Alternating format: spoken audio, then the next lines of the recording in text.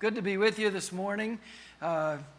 Came down from Cincinnati yesterday, and I'm excited to be here and share with you. This morning we're going to talk about dinosaurs. Have you and your kids been brainwashed? Dinosaurs are really popular in the culture today. We've got a lot of dinosaur toys. We have dinosaur books, quite a few dinosaur books, actually a very large number of dinosaur books. And those aren't all the books. But all those books have two things in common. They teach the kids about dinosaurs, and they teach them about evolution in millions of years. And most parents don't know what to do with the evolution in the millions of years, so they read to the kids about Stegosaurus and Brachiosaurus and T-Rex, and in the process, the kids are getting indoctrinated. But it's not just the kids, the adults also. National Geographic, Dinosaurs Take Wing, the origin of birds. Most dinosaurs believe that's how we got birds, was that a dinosaur evolved into a bird.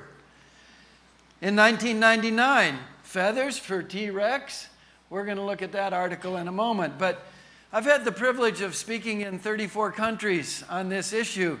And every country that I've gone to, somebody has asked the question, well, how do you fit dinosaurs into the Bible? And when they ask that question, what they're really asking is, how do you fit the fact that dinosaurs lived millions of years ago and they were these vicious meat-eating creatures that ripped other creatures apart? How do you fit that into the Bible? And the answer is very easy. You don't. You don't fit the evolutionary interpretation of the fossil evidence for dinosaurs into the Bible. Instead, we need to start our thinking from God's Word and let the Bible explain the dinosaurs. And that's what we're going to do today, but I want to begin by showing you what the evolutionists have to say.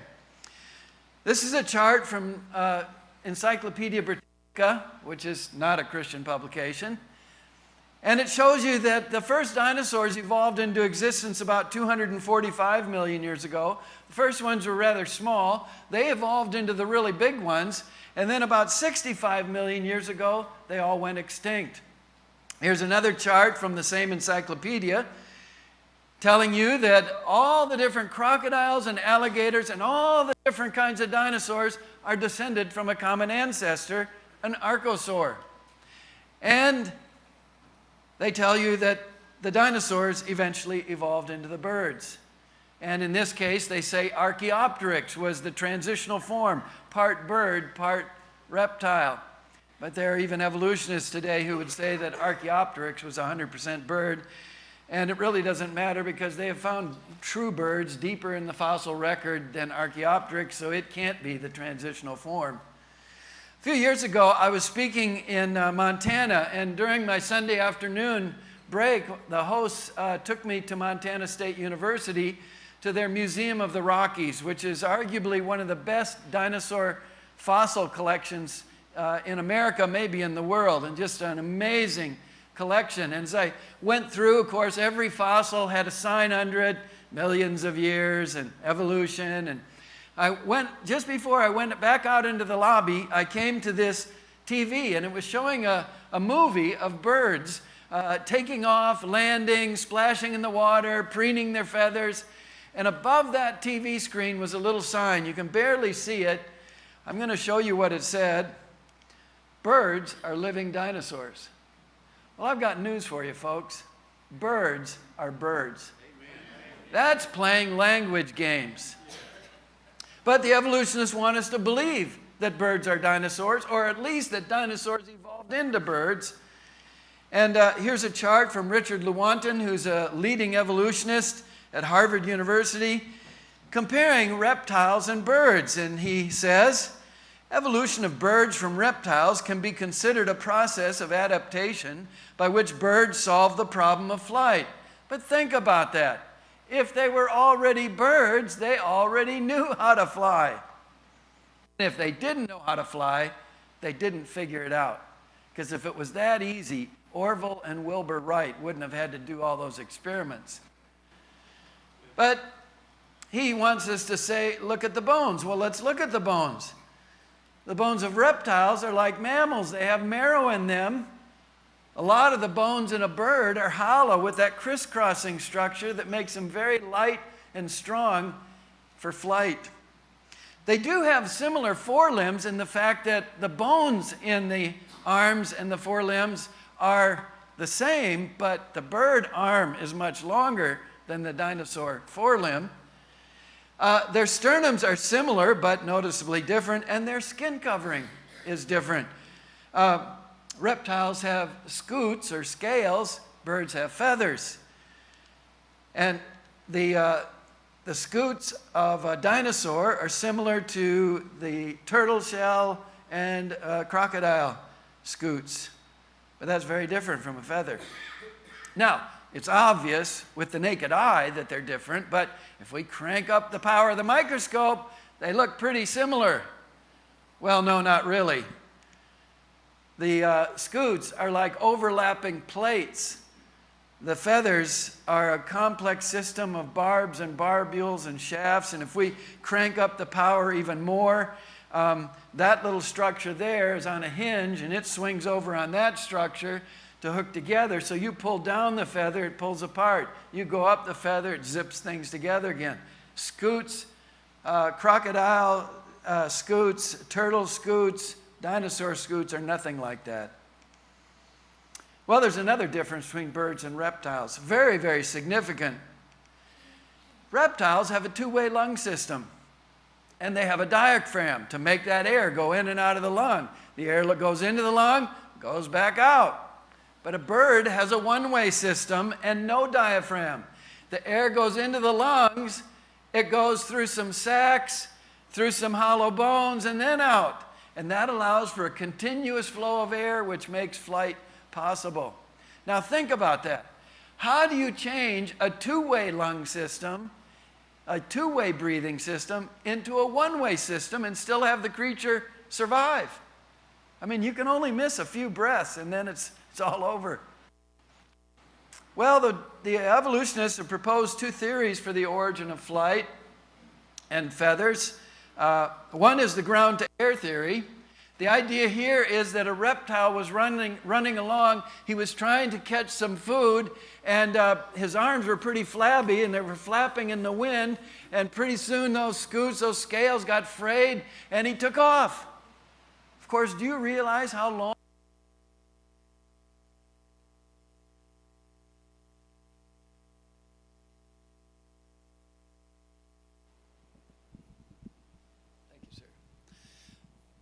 So that's not a good idea, and that's actually been rejected.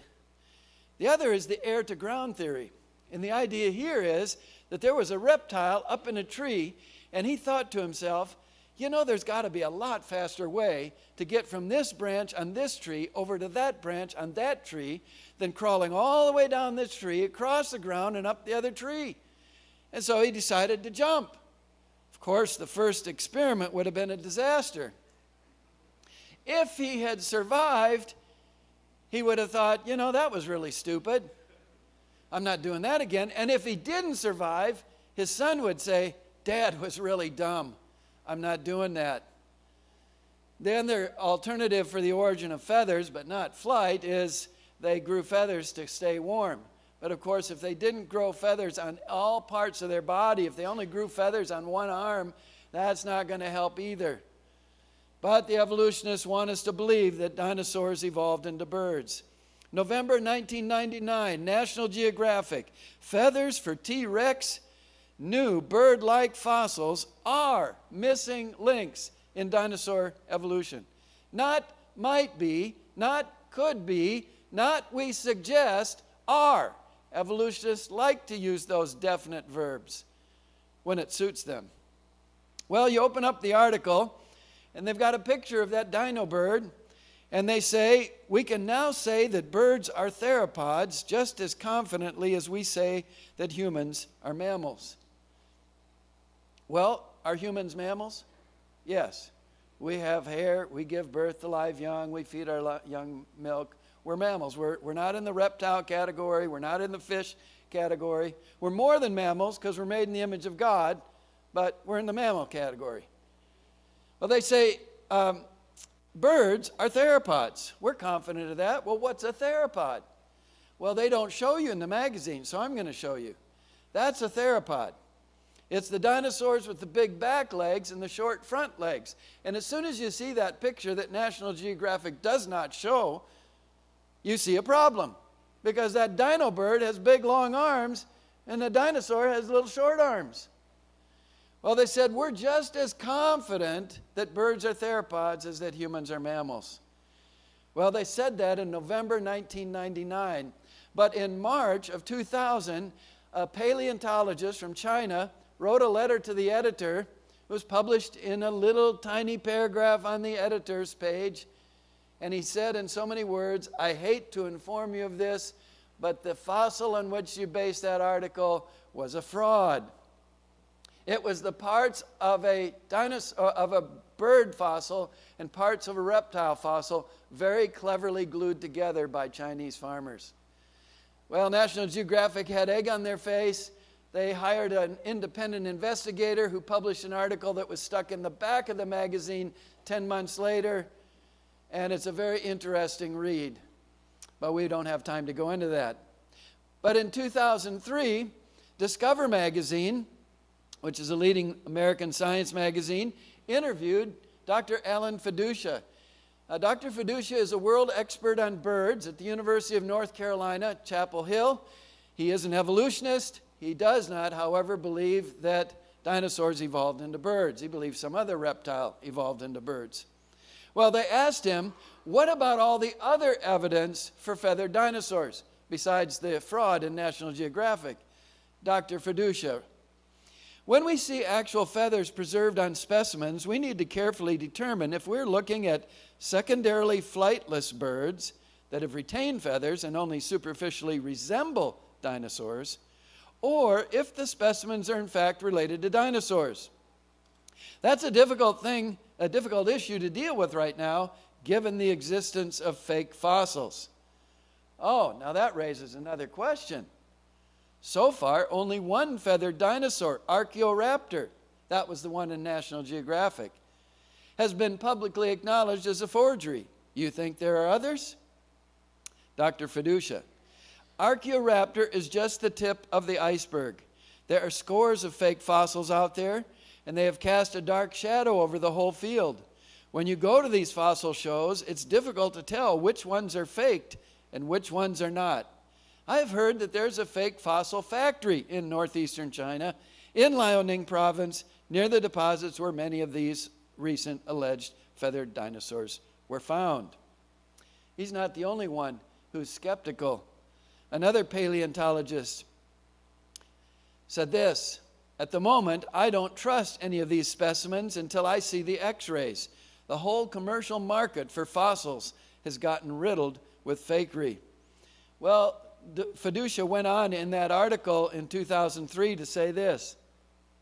Journals like Nature, which is the leading technical journal published in England, don't require specimens to be authenticated, and the specimens immediately end up back in China, so nobody can examine them. They may be miraculous discoveries, they may be missing links as they are claimed, but there is no way to authenticate any of this stuff. Unless you spend a lot of money to fly to China and then hope that the Chinese government will be honest in showing you the actual fossils rather than a plaster cast of the fossils, or only let you look at them with your naked eye and not look at them under a microscope or with x-rays. But feathered fossils prove dinosaurs evolved from dinosaurs, says Chinese scientists, and they continue to make these claims. In 2015, we read, the problem of fake fossils in China is serious and growing. Rather than being excavated by paleontologists on fossil digs, most of the region's fossils are pulled from the ground by desperately poor farmers and then sold on to dealers and museums. They don't get paid very much. That dinosaur fraud in National Geographic, that one costs $80,000 in the United States. The Chinese farmers didn't get that much, but whatever they got was well worth it. Though many more fossils are being discovered, they are collected and prepared in a way that destroys much of the scientific information. Another much more serious problem, however, is posed by faked and manipulated specimens. Sounds crude, but even the experts have to look carefully to detect the trickery when master forgers have been at work. And I just read just a couple of days ago another dino bird found in China, and it's good to read the article, not just the headlines, and it said the fossils were found by a farmer. That means the proper geological location was not properly documented. The situation where it was found. Well, to change reptiles into birds, you've got to do more than develop feathers and a breathing system. You've got to change the skeletal system, the digestive and nervous system, construct bills and beaks, master the art of nest building. Now, we are reasonably confident that dinosaurs did lay nests, did lay eggs in nests, because we have found clutches of eggs in the fossil record, even with, in some cases, with unfossilized dinosaurs still inside, or fossilized little babies. But we've never found a dinosaur nest in a tree. That's another skill, to make a nest in a tree. They've got to learn to navigate. And there are some birds that spend the summer in Alaska. They eat enough food to make the nonstop flight to Hawaii, losing 60% of their body weight. There's another bird that spends the summer in Greenland, makes the nonstop flight all the way to the southern tip of South America. Scientists don't know for sure how they do this. They have to develop sound-producing organ and learn songs, and each bird species has its own song, and then you've got to shrink the dinosaur to make the first bird, and then shrink the first bird to make all the other birds. And here's a chart showing how simple that is. Shrinkage, steady shrinkage, over 50 million years.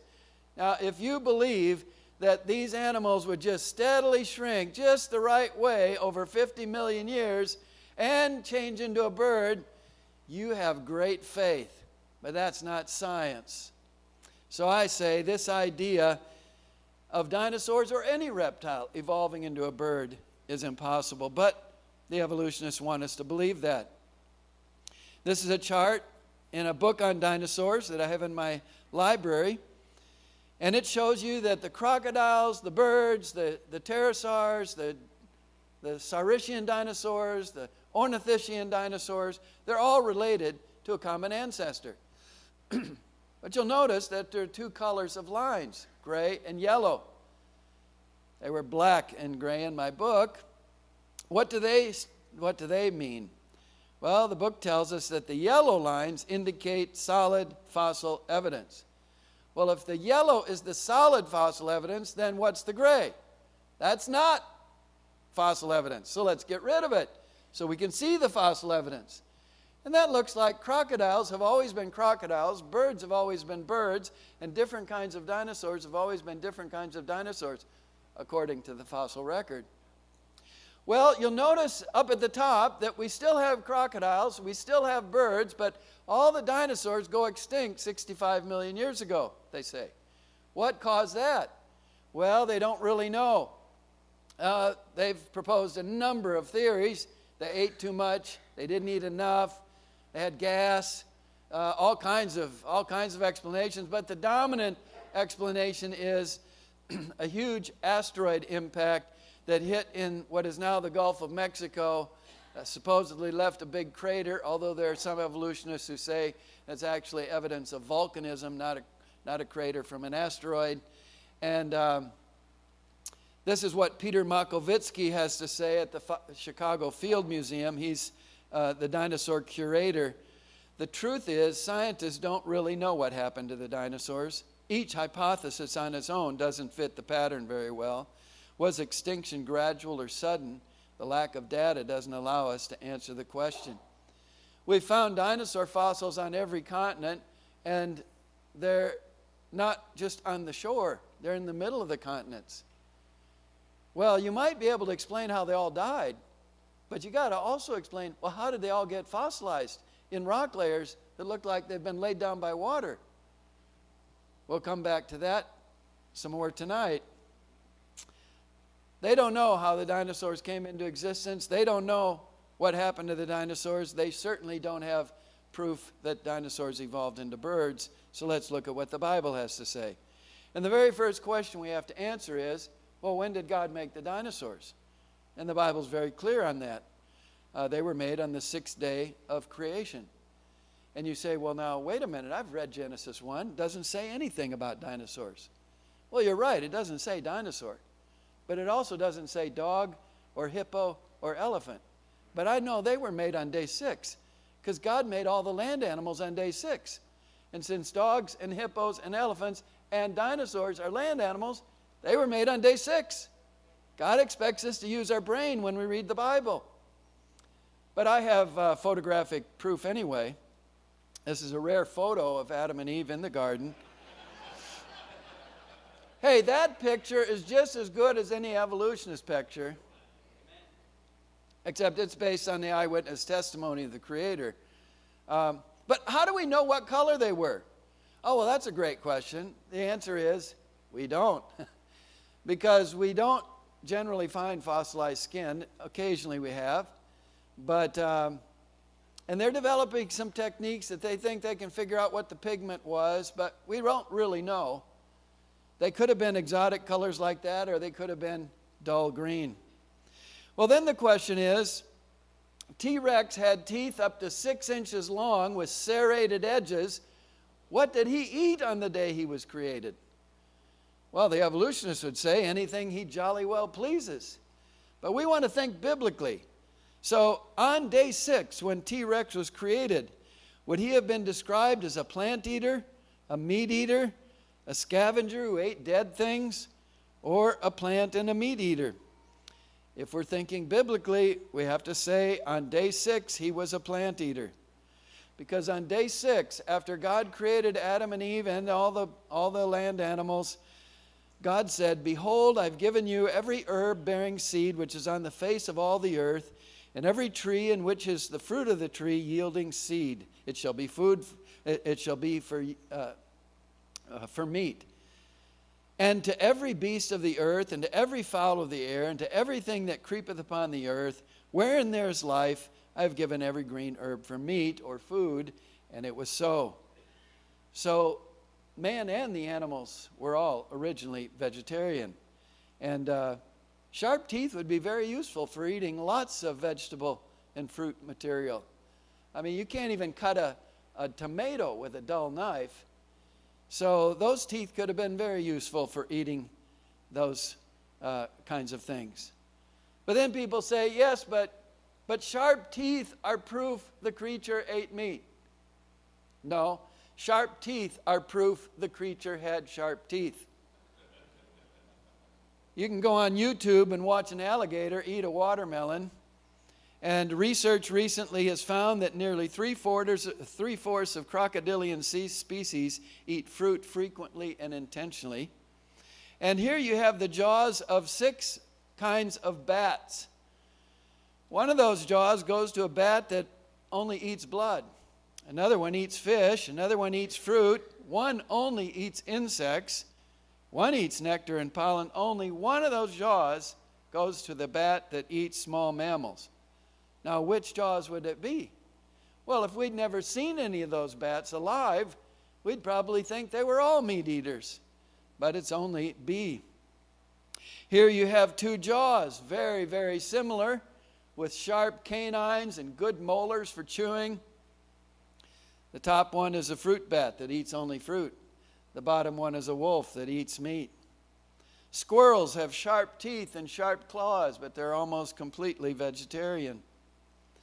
In a Sydney, Australia zoo, it says, although all bears have teeth designed for eating meat, their diet consists mainly of plants. But now stop and think about it. If their diet consists mainly of plants, why don't we conclude that they have teeth designed to eat plants? That's what they eat. And there's one bear that has very sharp teeth and sharp claws, and he's strictly vegetarian. And he's the panda bear. And he needs those sharp teeth and claws to eat that tough bamboo. So on day 6, man and the animals were vegetarian. Well, if dinosaurs lived with people, why don't we find the word dinosaur in the Bible? Well, that's easy. It's not in the King James Bible because that was translated in 1611. But the word dinosaur was not invented until 1841. So that's 230 years after the Bible was translated. Well, why isn't it in the modern translations? Well, that's because the modern translations have all been done since Charles Darwin published his book in 1859. And all of the Bible scholars have been influenced more or less by evolutionary millions of years thinking. But there's a Hebrew word in the Old Testament, tanin. It's translated many times in the King James with the word dragon. Now, the Bible is not a science textbook, so it doesn't classify things the way that modern scientists do. Technically, modern science says dinosaurs are land animals, but the dragon in the Bible is sometimes a sea creature. And there are many, many verses, but we want to look at one particular passage that doesn't actually use that word, but gives the most detailed description of any creature in the Bible. In Job chapter 40, after God had listened to Job and his friends analyze his problem, his suffering, the loss of his children, the loss of his health, after 37 chapters, God said, okay, Job, I'm done listening. Now I'm going to talk. I'm going to ask you some questions. And he asked him a whole series of questions about creation, about different creatures that Job saw. And he said, now look at this. Do you know about this? Do you know about that? Do you know about this? And he asked about the horse, lion, raven, deer, goat, donkey, ostrich, grasshoppers. All of these are obviously creatures that he saw. And then we come to chapter 40. Behold now, or look at Behemoth, which I made with thee. He eateth grass as an ox. So he's a vegetarian. Lo now, his strength is in his loins, and his force is in the navel of the belly. So he's got very strong muscles, strong stomach muscles. His bones are as strong pieces of brass. His bones are like bars of iron. He is chief of the ways of God. So he's got really strong bones, and he's evidently the greatest land animal that God made. Chapter 41 talks about Leviathan, which evidently was the greatest sea creature God made. Well, what creature was this? A creature that God told Job to look at. Well, I left out one verse. Verse 17. He moveth his tail like a cedar. Now, if you look in the original King James or modern King James or other study Bibles, you'll see something like this. Or elephant, as some think, usually believed to be the hippopotamus. But whoever wrote those didn't pay careful attention to verse 17, or they hadn't been to the zoo lately, or they forgot, because that's the cedar of Lebanon, one of the biggest trees in the Middle East. And when that tree moves in a strong wind, it doesn't go like that. It's going to move very slowly. Well, we have a few kids here. You're going to have to help. The parents won't know the answer to this question. Here's a tail that would move like a cedar tree. And kids, have you ever seen a tail on an elephant like that? No. What about a hippo? Have you ever seen a hippo like that? No. But there are creatures that had tails like that. They're called sauropods. And just in case you haven't been to the zoo lately, that is an elephant tail. And when it moves, it goes like that. And that is a hippo tail. And when it moves, it goes like that. And if you see it going like that, you would be wise to stand some distance away, because there will be something else moving from that same location. And it won't be pretty. So on day 6, we had hippos and elephants and dinosaurs. We have hippos and elephants. What happened to the dinosaurs? We go back to Genesis. God created a perfect world where there was no death and disease, where all the animals and man were vegetarian. But God gave Adam and Eve a commandment, and they disobeyed, they sinned, and that brought the judgment of God on the whole creation.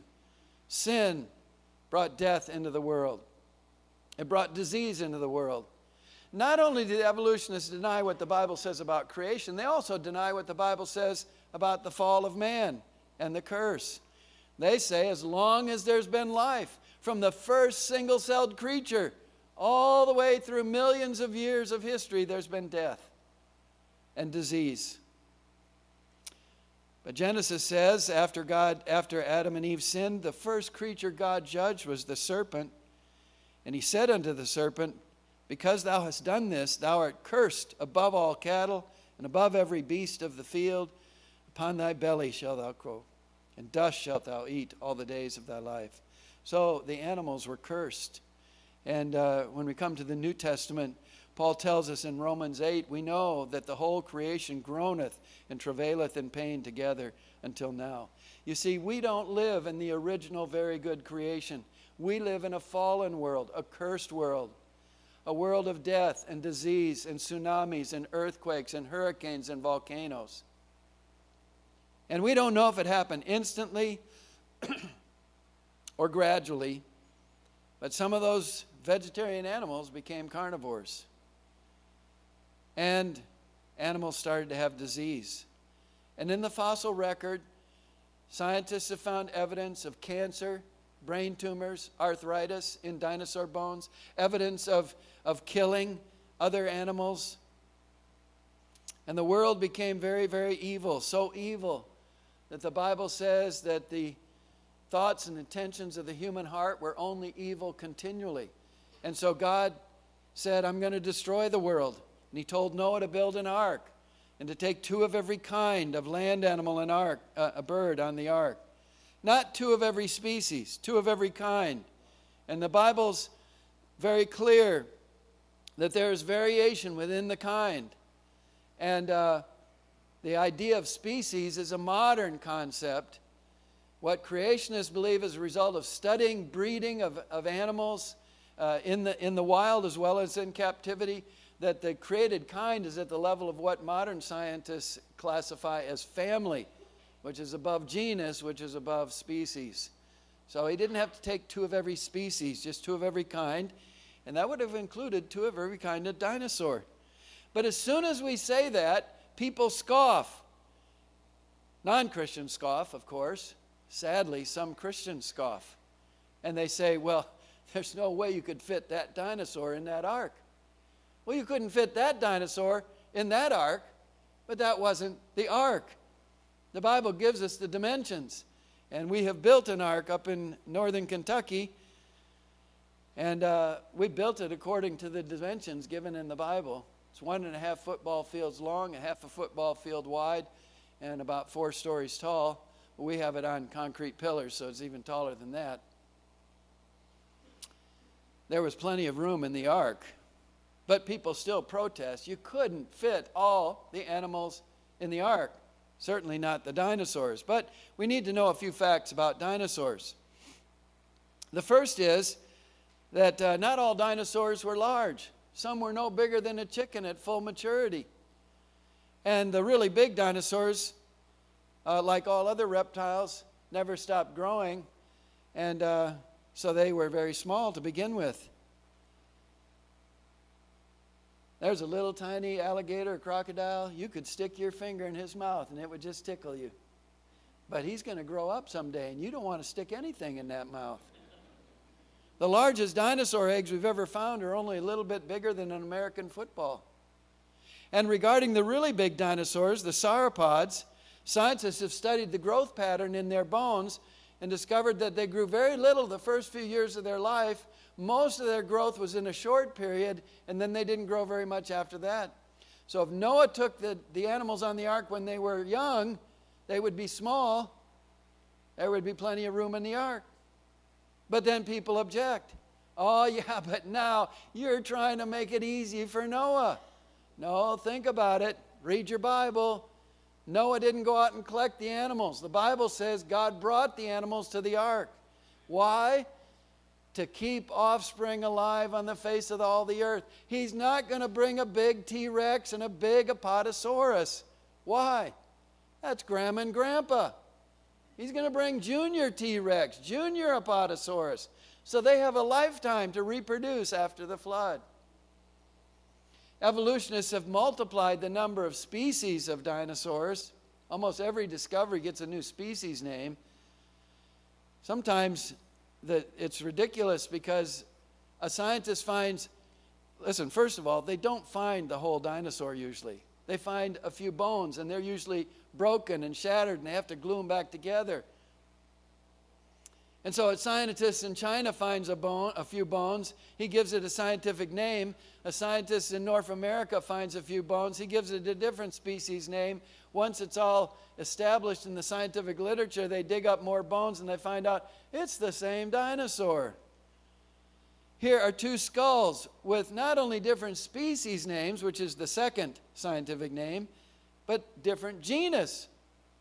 And yet there is less variation between those two skulls than there is between those three dog skulls.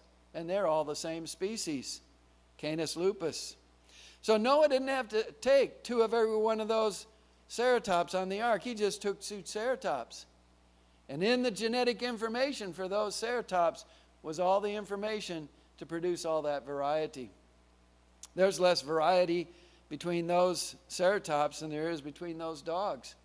And he didn't take any of those dogs on the ark.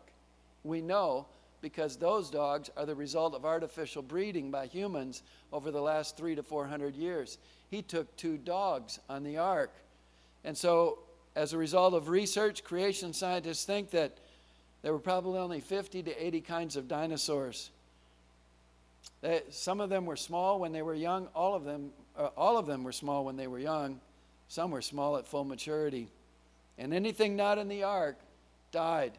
Creatures which could run to higher ground would, but eventually there wouldn't be any higher ground, and they would be washed away by the floodwaters. And so we would expect to find from Noah's year-long flood billions of dead things buried in rock layers laid down by water all over the earth. And that's exactly what we find. We find dinosaur bones on every continent, in the middle of continents. We find fossilized skin sometimes. And that speaks of rapid burial and fossilization. In fact, all fossils speak of rapid burial. I don't know if you have this down here in Georgia, but up in Kentucky where I live, we have deer hunting all year long. There's a couple weeks when you hunt with your bow or your gun. The other times they hunt with their car in Kentucky.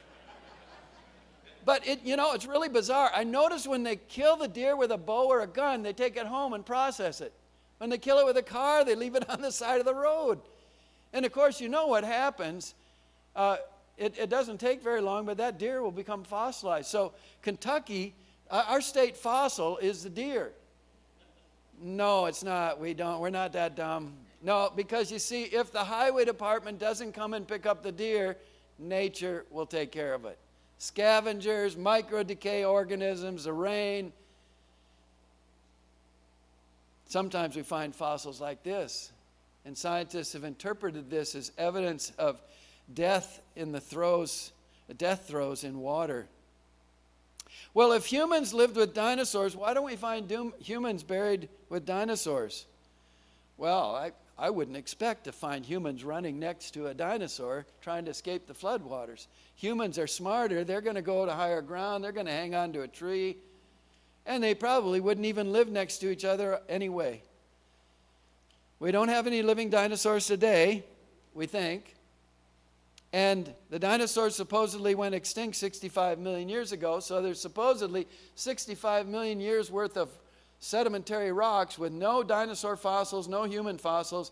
So that's proof positive they didn't live together. No, it's not. The coelacanth was a fish known only from the fossil record. The highest rock layer as we come to the surface where we found the coelacanth was in the same layers with the dinosaurs. So it was extinct 65 million years ago, they said, until 1938 when they found the coelacanth swimming off the coast of Madagascar in 400 feet of water. They've since found coelacanths off the coast of Japan and Indonesia. And when they compare the living coelacanth with the fossil, it's virtually identical. Hasn't evolved in 65 million years. Well, we've got coelacanths with humans living today, but we don't have coelacanths with humans in the fossil record. Why? Well, humans don't live at 400 feet below sea level. So why would they be buried together? The fact that dinosaurs and humans aren't buried together is just proof that they weren't buried together. It's not proof they didn't live at the same time. Well, why did they become extinct if they did? Well, there's a number of possible causes.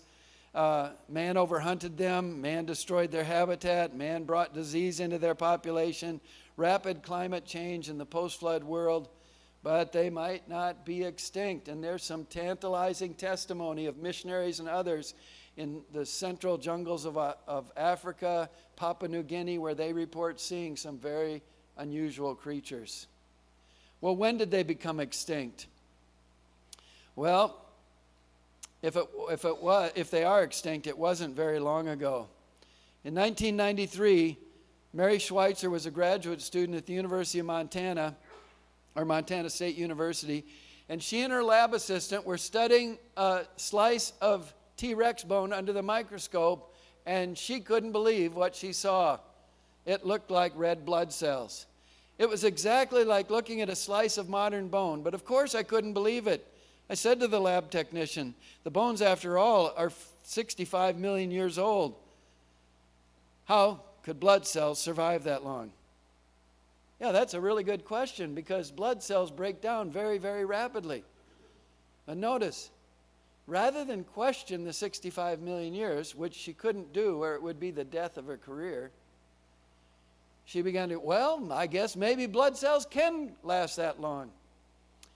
Well, that was 1993. In 2005, she found some more soft tissue in dinosaurs, and Discovery Channel reported this. Not going to believe this. When she picked up a small piece to stop the reaction by putting it in water, it stretched, and it sproinged, and it moved all over the place. So we knew we had something pretty unusual. It appears to be soft tissue. When they look at neighboring parts of the bone, they're even more surprised. Out popped the blood vessels, and they were pretty incredible. And I said, I don't believe it. That's not possible. We need to do it again and again. It's one of those just goosebump-inducing scientific moments. That's all I can say. And they don't really happen very often. Blood vessels should not exist in fossilized bone. Many scientists believe organic molecules can't last more than 100,000 years. Yet Schweitzer's bone is 68 million years old. I think the presence of soft tissues and cells indicates there's a process going on that we didn't have a clue about. So I think it means that we have to kind of rethink the whole chemical process of making a bone turn into a fossil. What about rethinking the whole idea of millions of years? We're going to do that tonight as we talk about where that idea came from historically. Didn't come from science. I hope you come back to learn. Well, creation scientists have their own dino research project going on at the Creation Research Society.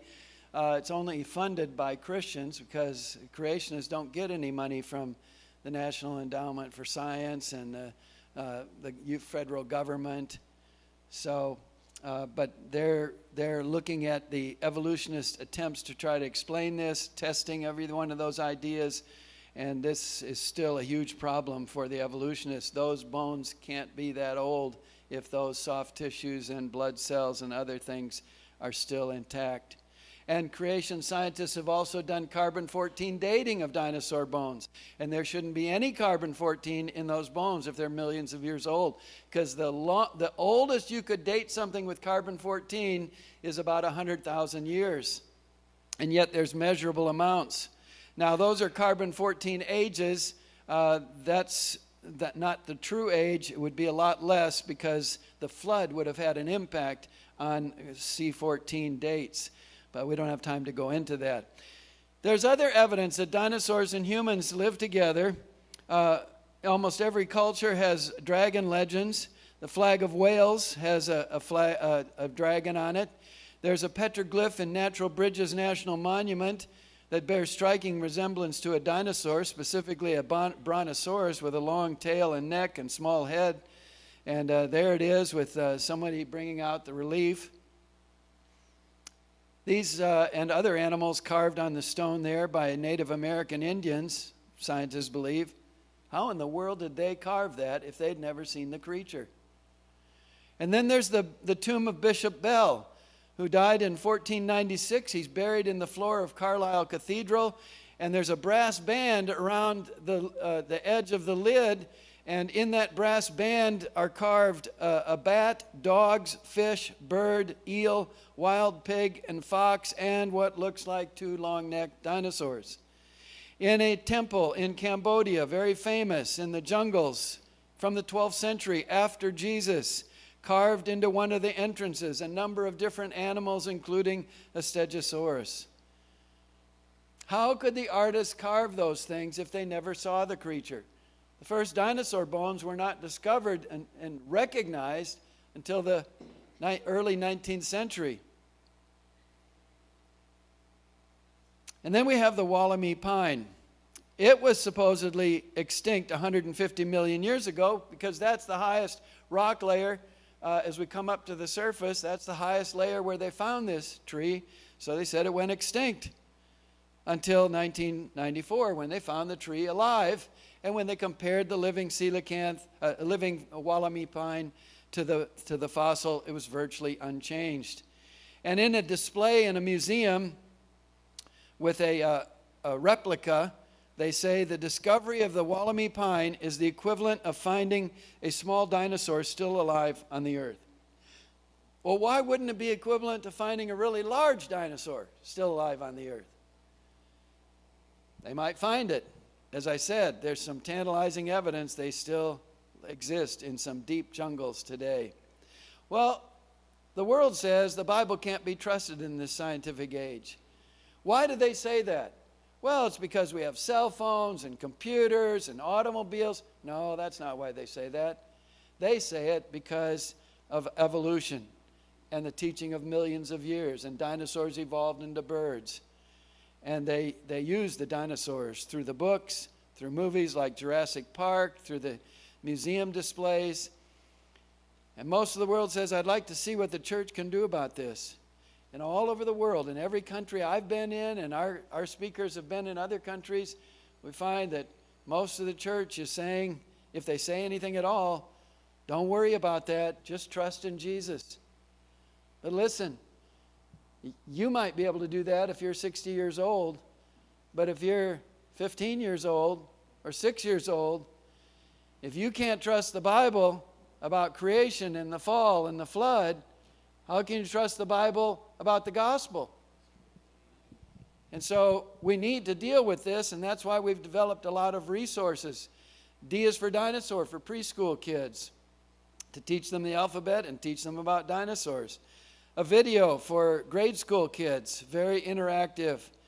In our 4 answers books for teenagers and adults, the first volume has a chapter on dinosaurs. In the answers for grade school kids, each one answering 20 questions.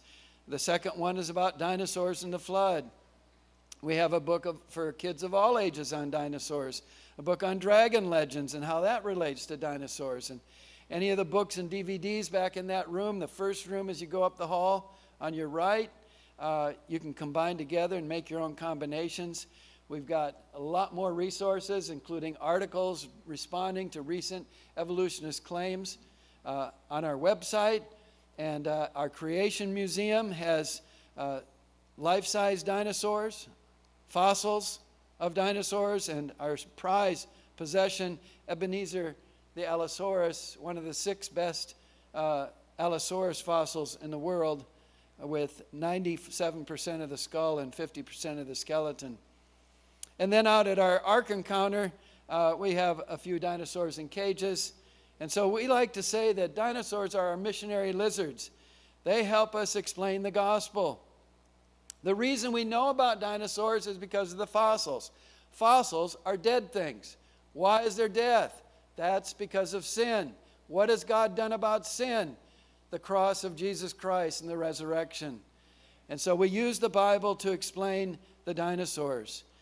They were created with man on the 6th day. They lived only a few thousand years ago. They were all originally vegetarian. There was no death before the fall, and the fossils are the result of Noah's flood. And so we need to build our thinking in every area on God's Word, including our thinking about dinosaurs. Well, we'll have more to say in the next 3 sessions. I hope you'll come back and learn. Pastor?